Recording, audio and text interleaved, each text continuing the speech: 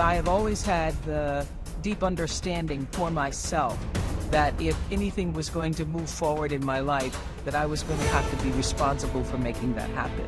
I know that to be true now and can articulate it as you are responsible for your life.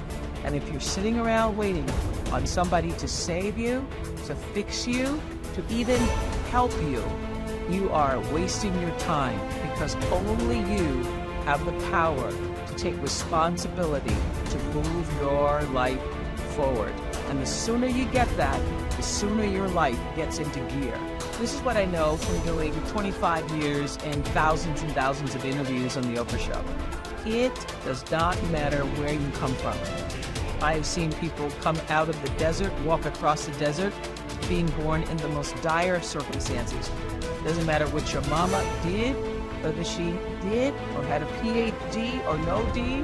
What matters is now, this moment, and your willingness to forgive the past, take responsibility, and move forward. You need activation energy to start the change.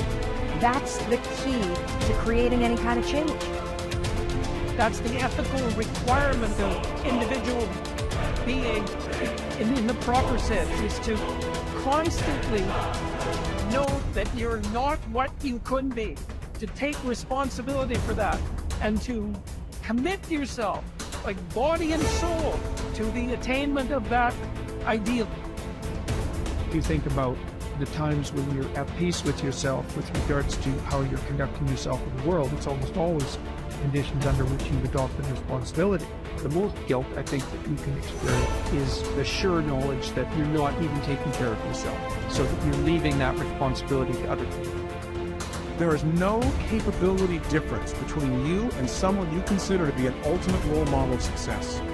The only difference is they've learned to use their mind and body with more power on a consistent basis. They've learned to manage their state. They've learned to use their body effectively. Whether they know it or not consciously doesn't matter.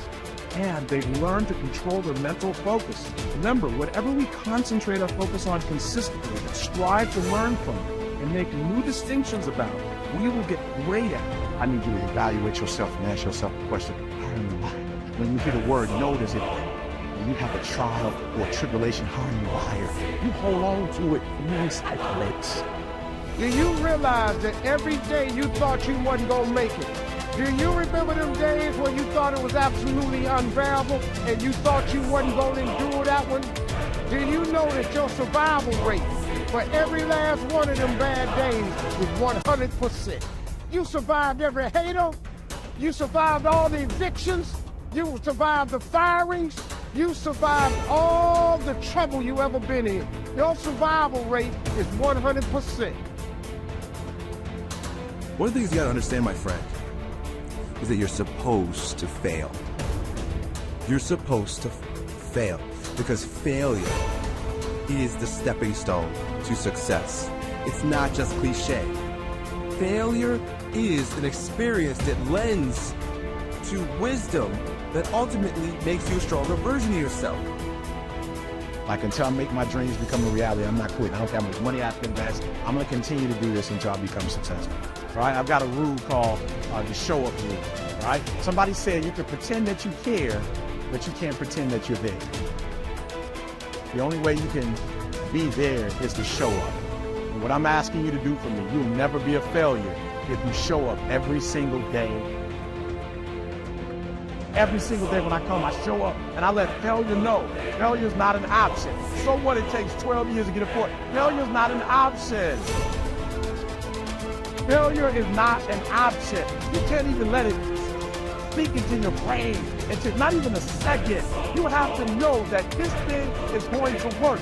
Come bad or high water, whatever it is that I set out to do, it may not happen in 6 months, it may not happen in a year, it may not happen in 2 years, but at some point, my dream is going to become a reality. Concentrate every minute like a Roman, like a man, on doing what's in front of you with precise and genuine seriousness, tenderly, willingly, with justice. And on freeing yourself from all other distractions. Yes, you can, if you do everything as if it were the last thing you were doing in your life, and stop being aimless, stop letting your emotions override what your mind tells you. Stop being hypocritical, self-centered, irritable. You see how few things you have to do to live a satisfying and reverent life. If you can manage this, that's all even the gods can ask of you. Do not disturb yourself by picturing your life as a whole. Do not assemble in your mind the many and varied troubles which have come to you in the past and will come again in the future, but ask yourself with regard to every present difficulty, what is there innerable and beyond? Endurance. You would be ashamed to confess it. And then remind yourself that it is not the future or what is past that afflicts you, but always the present, and the power of this is much diminished if you take it in isolation and call your mind to task if it thinks that it cannot stand up to it when taken on its own. Think of your many years of procrastination. How the gods have repeatedly granted you further periods of grace, of which you have taken no advantage. It is time now to realize the nature of the universe to which you belong and of that controlling power whose offspring you are, and to understand that your time has a limit set to it. Use it then to advance your enlightenment, or it will be gone and never in your power again. Men seek retreats for themselves, houses in the country, seashores and mountains, and thou too art wont to desire such things very much. But this is altogether a mark of the most common sort of men, for it is in thy power whenever thou shalt choose to retire into thyself. For nowhere, either with more quiet or more freedom from trouble, does a man retire than into his own soul, particularly when he has within him such thoughts that by looking into them he is immediately in perfect tranquility. And I affirm that tranquility is nothing else than the good ordering of the mind. Constantly then give to thyself this retreat and renew thyself, and let thy principles be brief and fundamental, which as soon as thou shalt recur to them will be sufficient to cleanse the soul completely and to send thee back free from all discontent with the things to which thou returnest. For with what art thou discontented? With the badness of men? Recall to thy mind this conclusion, that rational animals exist for one another, and that to endure is a part of justice, and that men do wrong involuntarily. And consider how many already after mutual enmity, suspicion, hatred, and fighting have been stretched dead, reduced to ashes, and be quiet at last. But perhaps thou art dissatisfied with that which is assigned to thee out of the universe. Recall to thy recollection this alternative.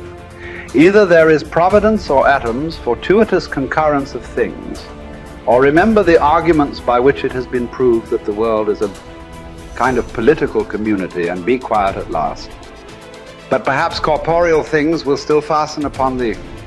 Consider then further that the mind mingles not with the breath, whether moving gently or violently, when it has once drawn itself apart and discovered its own power. And think also of all that thou hast heard and assented to about pain and pleasure, and be quiet at last. But perhaps the desire of the thing called fame will torment thee. See how soon everything is forgotten, and look at the chaos of infinite time on each side of the present, and the emptiness of applause, and the changeableness and want of judgment in those who pretend to give praise, and the narrowness of the space within which it is circumscribed, and be quiet at last. For the whole earth is a point, and how small a nook in it is this thy dwelling, and how few are there in it, and what kind of people are they who will praise thee?